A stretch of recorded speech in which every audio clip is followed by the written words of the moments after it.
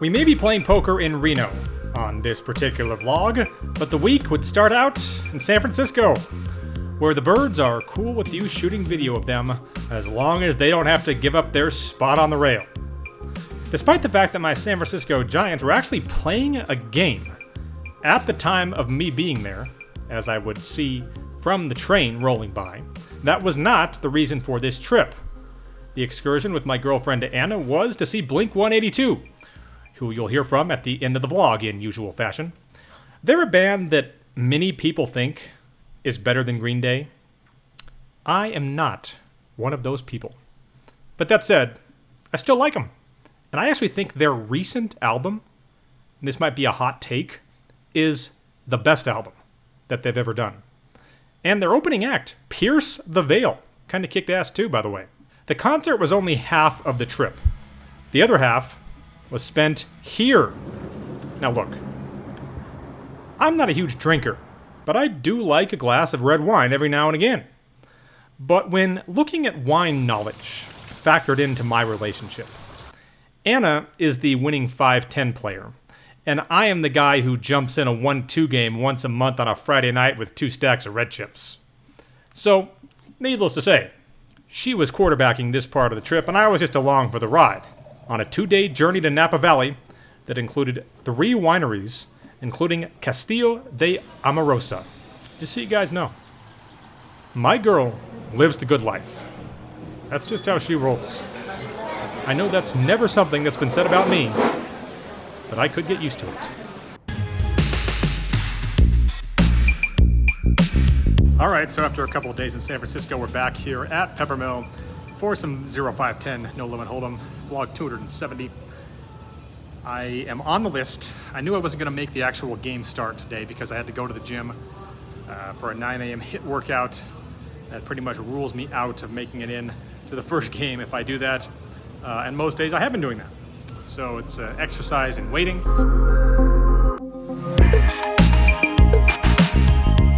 So we just could not fire up the second game at its normal time on this Friday morning. Not enough players.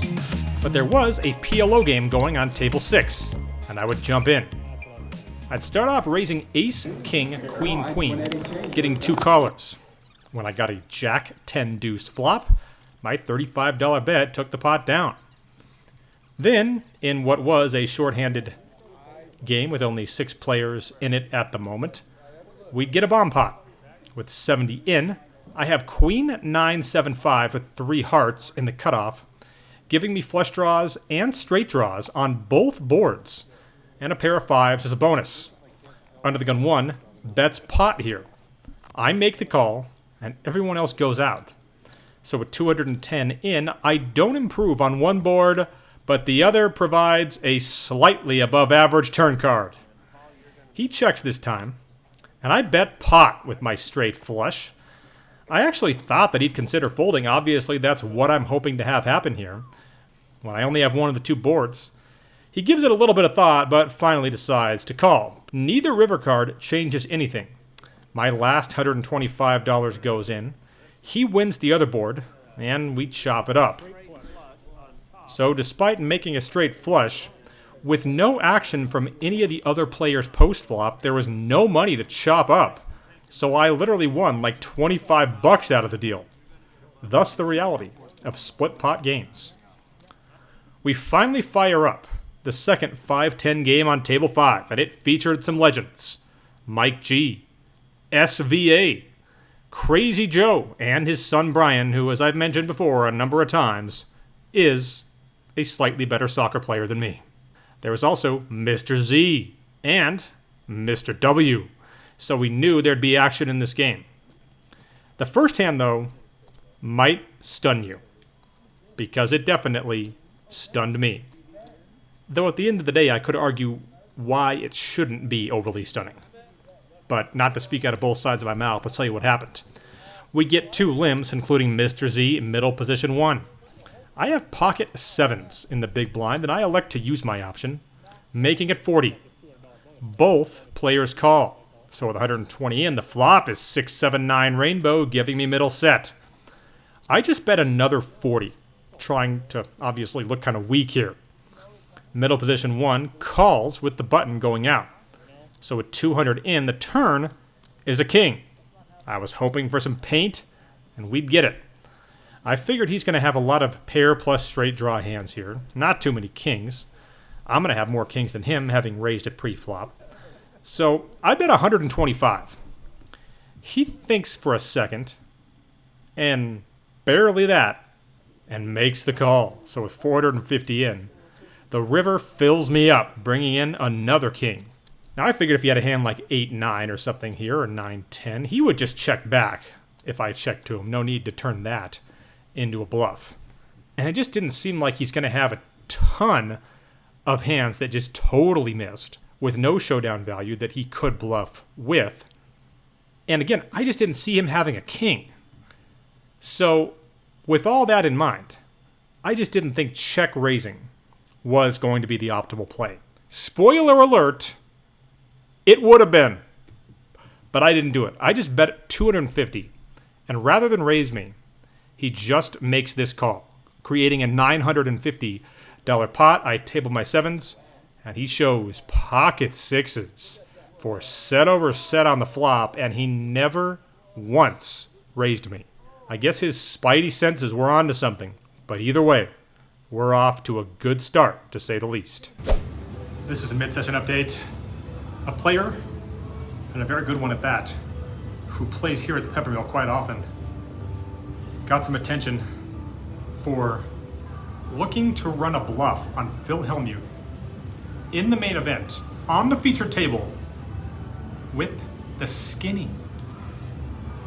I have some thoughts on this, and I'll show it to you at the end of the vlog.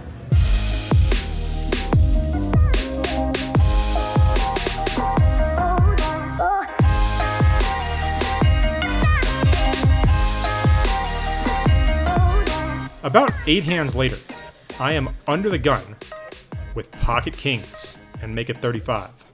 Middle position 1 defends the rock and 2 others call. So with 140 in, I flop another set on king 8-9 rainbow. It's going to be tough to get a ton of action here, but I still bet out for 60 playing this thing fast. The first 2 players fold immediately, but the hijack, who once wore number 26 for DC United, makes the call. So with 260 in, the turn is a jack. Interesting card. I figured it could potentially result in me getting some more action. I bet 100. Turns out that may have been too much, as he does think about it for a few seconds before finally laying the hand down. There's a lot of times where you'd prefer that king be a brick, and you play the same hand against the same opponent with their exact same hand with just your overpair. Oftentimes, you'd make more money, as you all know. So if you've watched this vlog, then you might be aware of the fact that I have been unable to beat Brian's dad, Crazy Joe, out of a hand ever.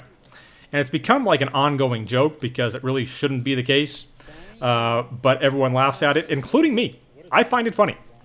And that would continue when I played a hand against both name-offs with Queen Jack of Spades, and I flopped a flush draw against Brian's pocket jacks and Joe's deuces on deuce 4-5. I would lose 1 bet on the flop before the turn paired the 4. And I ultimately was very glad that Crazy Joe did not slow play his boat, because if he did, it's possible I would have called and made a flush on the river, and then I would have lost a big one when I was already drawing dead. All right, let's do comp corner. See how I'm doing. Haven't done this in a while. $819 in comps. Look at this. How am I going to spend all that? Under the gun limps, MP1 makes it 35, and I have ace queen of hearts on the button in what felt, and I think most of you would agree, like a natural squeeze spot. I make it 115, hoping to take this thing down pre-flop, but if I get called, I'm never going to be all that sad, especially when I have position. Well, turns out I'd get action from both of these players. With 350 in, the flop comes 8-9-6, 1 heart. I guess it was due to the fact that I hadn't played a hand in a while, partially due to the fact that I was trying to just get my notes together for the vlog, because when you're doing a vlog and you don't get the notes together immediately, you'll forget the details of the hand, and you don't want that to happen. So as I was doing that, I really hadn't played any hand for the last half hour, 45 minutes. I'm also thinking about how I just flopped set over set and didn't get raised. So I figured it might be a decent time to try to take this pot down with a continuation bet, despite the fact that all I have is a backdoor heart draw. I fire 175 here, and that fails miserably, as they both call. And with 875 in, I fold to MP1's lead, but it was Mr. Z who would ultimately win the hand with a straight with Jack 10 of diamonds that would make that hand on the river. There's just entirely too much craziness on this side of the room. Look at these three. What is going on over here? It's just your lucky day, Ben, isn't it? There's just, what are you guys doing, by the way? What do you guys just sit up here and, you know? Chat and attract customers. Chat and attract customers, right. Crowd control, you know. Yeah. These two would then play a hand in which they both show that they have a pair of kings. And I appreciate that. Brian appreciated it more, as he'd win it on the river. Kings, deuces 8, kings 4, with a jack. And that brings us to this hand. Under the gun opens, +1 calls, and then middle position 1, aka SVA, who without question is the toughest opponent to beat in this game, and maybe in all the regular player pool, 3 bets to 140. So that's who I am dealing with, and why, when I would look down at pocket aces on the button, I'd settle on a smaller 4-bet sizing here. I make it 275. Under the gun, gave it a few seconds thinking about it, but finally would fold, as would Mr. Z. So, it's back on MP1, who completes. And with 625 in, the flop comes 10 high, and he checks. I bet less than half the pot here, hoping he would consider continuing with a hand like Pocket Jacks as the absolute worst hand that he's ever going to continue with. I know that he will never carry on with less than that against me in this spot. I put in 250, and he folds before I can even get the bet in. I have a hard time believing that he would do that with queens, but I also know that if anyone could, it's going to be him.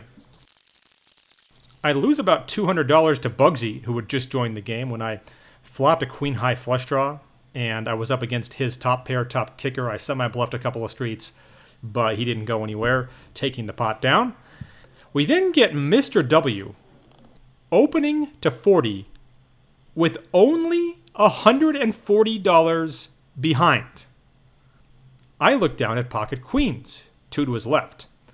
Based on experience, he's never folding under the circumstances I just laid out for you. So I bet just a little less than he has in front of him, expecting to get a snap all in. But for the second consecutive week, I'd find myself stunned when I'd get a pre-flop fold to my raise in a spot where I thought that would never occur. I'd play for about another hour after that hand. I would win a few more small pots, not getting a ton of action. I had a really good image on the day. Oddly enough, the few times I'd ever tried to bluff, it didn't work. But that was mainly due to the fact that I happened to be up against the top of my opponent's range in those particular spots, I think. Probably could have mixed in a few more bluffs, given how much respect I was seemingly getting on this day that I would wrap up booking another win.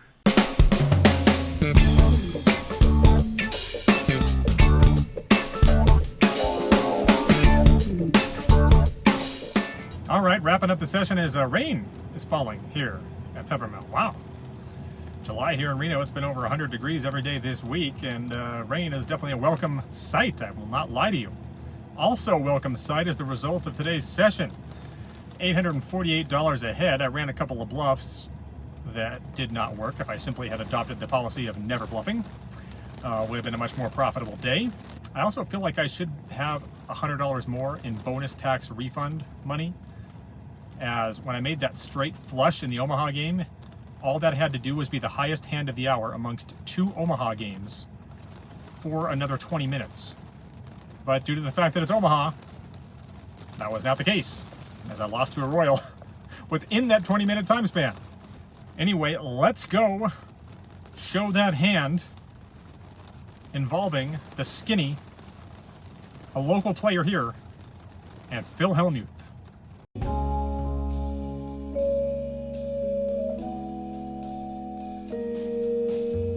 All right, a reminder, if you're new to the channel and you enjoy cash game poker action, then hit those like and subscribe buttons. It's great for the channel, and I genuinely appreciate it.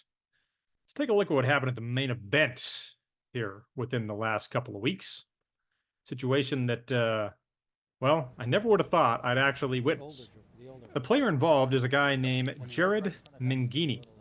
I've mentioned him in this section of the vlog before. He's a guy who I think really has it figured out, by the way, in the sense that I would consider him a pro. I mean, he's got pro-level skill, and he plays, obviously, a lot. I don't exactly know how much, because he's not at the Peppermill all that often. But he's got pro-level skill, and he also has, like, his own business, I believe. So he's got, he's got the perfect balance. As you know, I never recommend going just all in, pardon the pun, on poker when it comes to your source of income. But he was involved in a hand at the featured table of the main event. So take a look. With blinds at 2 and 400, Phil Hellmuth must think that limping is pimping, because he just calls that 400. And Jared picks up the skinny and makes it 1,400 to go in this spot. This guy Cervantes is going to come in the middle with ace deuce at diamonds. And at that point, it's going to fold all the way around to Phil.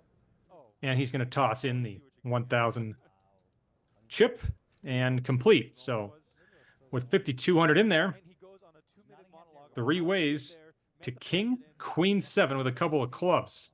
Interesting how Phil's like in the middle of a conversation while he plays this hand, but ultimately decides to check the flop.